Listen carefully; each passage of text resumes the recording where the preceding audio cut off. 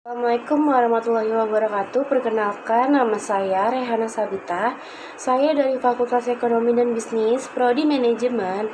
Di sini saya ingin mempresentasikan hasil jawaban ujian akhir semester dari mata kuliah PPKN dengan dosen pengampu Bapak Haji Warman Marcel. Kita akan membahas nilai filosofi ketuhanan yang Maha Esa.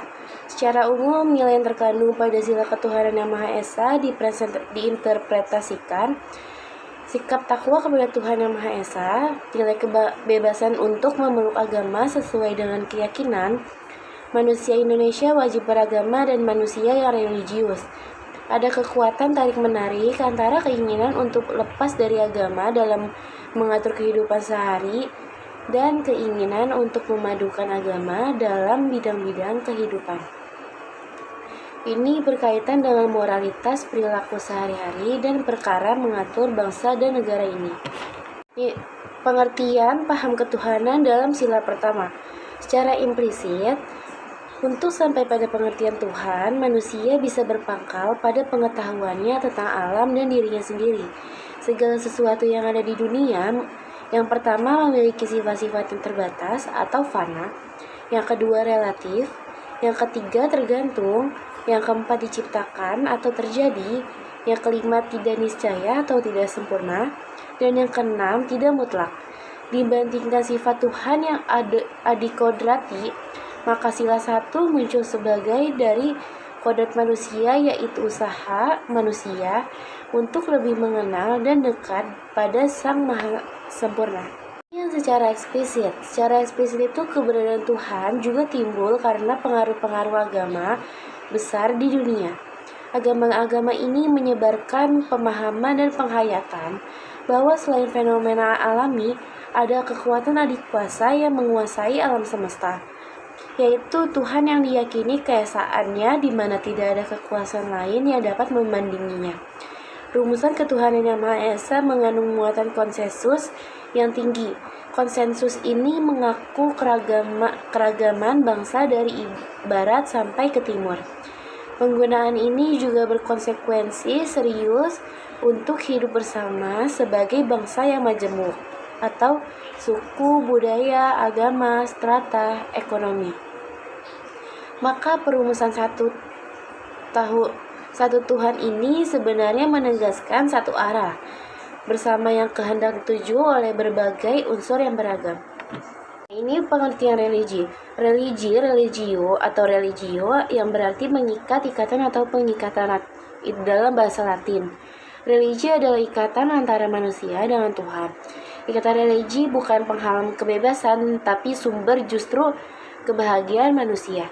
Karenanya tidak ada siapapun manusia termasuk negara yang bisa memaksakan keyakinan individual terhadap ikatannya dengan Tuhan.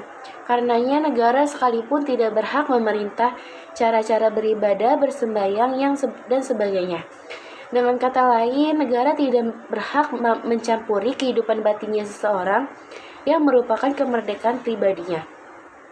Seandainya seseorang secara sadar meyakini kehidupan batinnya yang dipilihnya, maka penghayatan tersebut tidak hanya berlandaskan tradisi, melainkan pada pencarian pada makna dan hakikat hidupnya yang unik sebagai ciptaan Tuhan.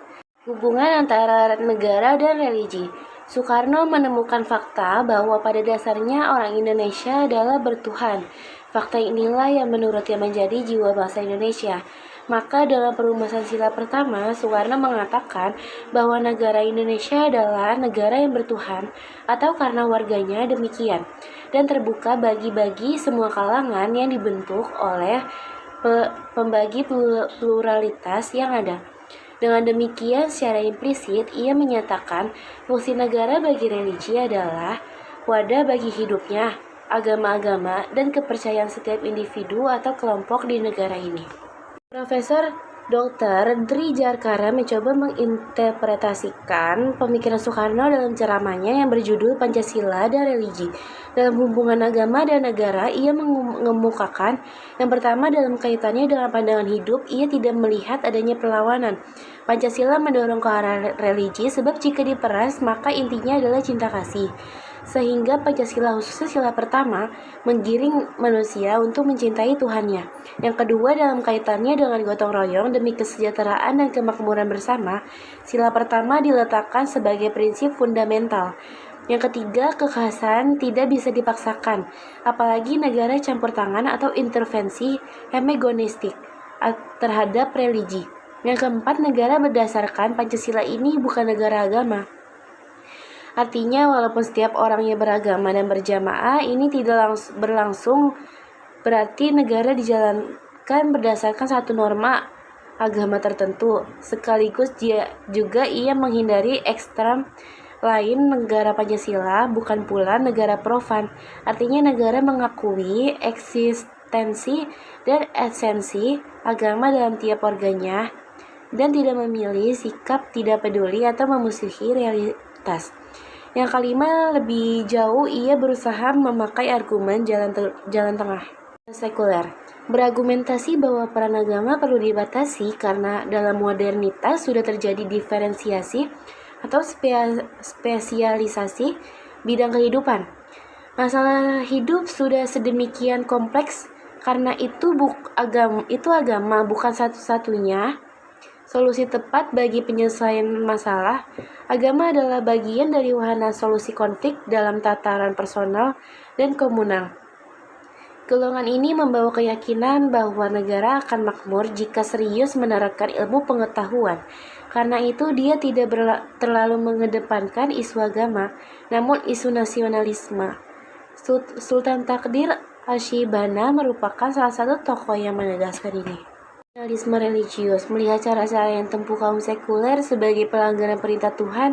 Mereka menuduh kaum sekuler telah merusak tatanan religiusitas yang diperankan Tuhan dan dipelihara berabad-abad. Rusaknya tradisi biasanya diikuti dekadensi moral.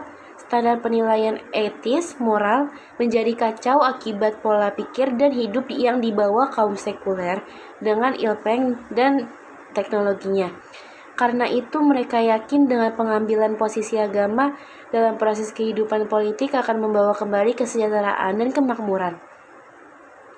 Pelaksanaan norma-norma agama dalam proses politik atau proses bernegara bukanlah barang baru bagi masyarakat tradisional. Dalam sejarah kebudayaan yang terjadi di Nusantara ini, proses bernegara selalu identik dengan dominasi norma atau hukum agama sebagai dasar pegangan perilaku proses berpikir dan pemaknaan realitas. Kedua golongan tersebut bertemu dalam perjuangan kemerdekaan Indonesia pada wadah BPUPKI dan BPKI. Pembicaraan menjadi signifikan karena sudah menjurus dirumuskannya sebuah filosofis dasar negara. Relasi hubungan antara negara dan religi.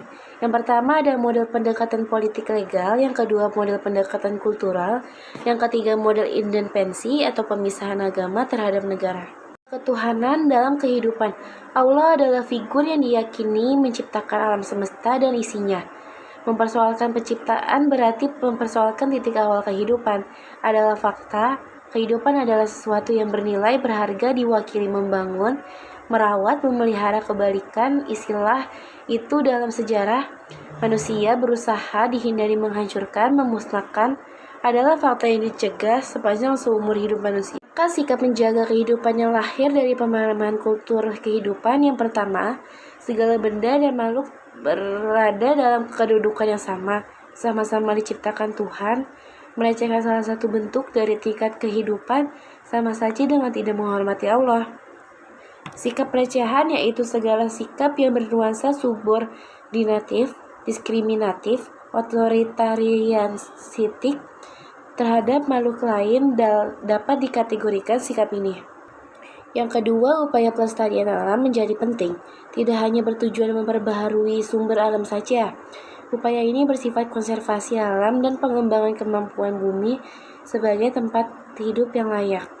Yang ketiga, penelitian dan upaya memerangi penyakit juga penting bagi upaya merawat kehidupan. Upaya ini bisa dikembangkan dengan bantuan sains dan teknologi. Persoalannya bagaimana mengarahkan perkembangan sains dan teknologi sebagai sarana konstruktif. Yang keempat, penolakan upaya penghancuran misalnya perang mengedepankan sikap anti kekerasan.